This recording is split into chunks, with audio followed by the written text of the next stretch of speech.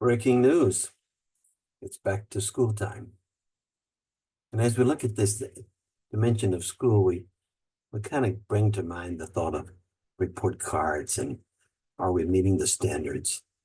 And that's exactly what we need to do with this gospel, to see exactly what Jesus is trying to teach in this school of life and how it's being received, okay? He's basically trying to teach the true nature of love, the primacy of love. We started out with the beautiful reading from St. James in the second reading, and he mentioned the importance of caring for widows and orphans as a way of expressing the primacy of love. Really, it's the need to return to that practice and all the other practices that reach out to those who are in pain and suffering from all the kinds of poverty, from physical poverty, housing, food, health care, from spiritual poverty, those who are living in factions and divisions and all kind of separating themselves from others, judging others out of relationship, and then the emotional poverty, people who feel left out, those that are going through separations and divorce and being judged by others, the ones who are living in loneliness by themselves, no one to care for them, the immigrants who have left everything and fled because of the safety of their family. Jesus saw all this pain and he spoke about it. He didn't push it under the carpet. Through all issues of personal suffering in life. And so we're looking at, through his teachings, the obstacles that keep us from loving each other. We know that important and traditions are important. And in the gospel today, Jesus is struggling with the Pharisees because they're saying he's not following all the right traditions. And he's putting them in proper proportion, like W.S. Mullins did. He said, tradition is a guide, not a jailer. Okay? And so Jesus dared to challenge all these traditions that were making life intolerable for people. No one could live up to them. And because he did this, he paid the price of any reformer, any whistleblower, any liberator. He spoke the truth to power out of love, and he took the consequences out of love for us.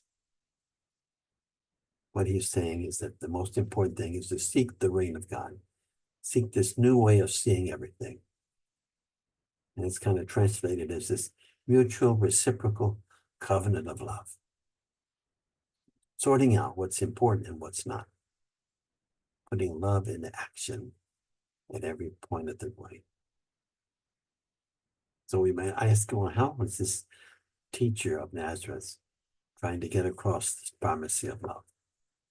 Well, he points out the obstacles in our hearts, the ones that keep us from loving. He does this by giving us parables that speak to the everyday situations in life. He speaks of a son that breaks away from his father and lives up in poverty and comes back. He speaks of a woman losing a coin, or someone losing a sheep, things that are everyday life. In many ways, these parables are meant to topple our ivory towers, to get us off our pedestals where we think we know everything is right and we got all the right formulas. That kind of certitude that is righteousness in the nth degree. And sometimes I feel like we clergy, well, let's be honest, we need to have our ivory towers toppled, our pedestals kind of pushed away, because we tend to confuse what it means to be a priest, a bishop. We're ordained to be servants and not sovereigns. We're called to put love into action. And so perhaps we need to go back to the servant school. School is starting again every day, every heartbeat. And unless we think that Jesus in the gospel was just pointing out the Pharisees and getting on their case, let's remember that the Pharisees represent respected people in society, just like ourselves. We are now celebrating the Eucharist. We're kind of doing what we're supposed to do. We're not outside robbing banks and carousing and all of gambling and all this stuff. But only each one of us in our hearts can answer whether we're responding to this message and taking it to heart. Primacy of love. It amounts to, well, taking the side of the oppressed, the prejudice against, the nobodies. It's following this nonviolent life of Jesus, being creative in our efforts to relieve the suffering of the oppressed and the prejudiced and the nobodies, the sick, the orphans, the widows, the imprisoned. The question is, are we too comfortable in our lifestyles so that, well, we don't want anybody to rock our boats, to point out that we're not really attentive to the suffering? We don't like that. And because of that, we hesitate to rock anybody's boats or topple anybody else's ivory towers. So as we start back to servant school, can we pray? Hey, teacher of wisdom, teach us the vitally important primacy of life, the difference between lip service and the service of the heart.